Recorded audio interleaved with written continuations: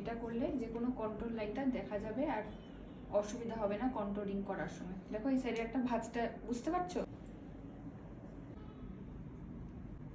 এটা Hooda beauty control, শেডটা হচ্ছে লাইট, এই শেডটা হচ্ছে মিডিয়াম টু ফেয়ার, সমস্ত ক্ষেত্রে ইউজ হবে। আর ডাস্কি স্কিন টোনে হলে এর থেকে আরেকটা ডার্ক আছে, ওটা ইউজ করতে হতো। এই যে নিক্সের আইব্রো প্যালেট, এটা আমি যখন কিনেছিলাম অনেক বছর আগে, এটা এখন নাইকাতে অ্যাভেলেবেল নেই। হ্যাঁ, এই প্যালেটটার মতো সবসময় পাউডার আইব্রাও দিয়ে করলে কি হয়, আমার ফার্স্ট অফ অল তো আমার পাউডার আইব্রাও দিয়ে করলে আইব্রাও কখনো নষ্ট হবে না।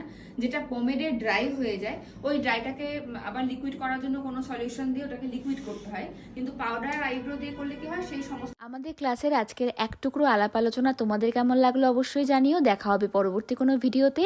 আর হ্যাঁ, আমাদের কিন্তু মে মাসে আবার basic to advance bridal master class শুরু হচ্ছে। ডিটেলস শোনার জন্য ইনবক্স করে নিও এবং ওপরে দেওয়া ফোন নাম্বারে যোগাযোগ করে সিটগুলো বুক করে নিও। বাই।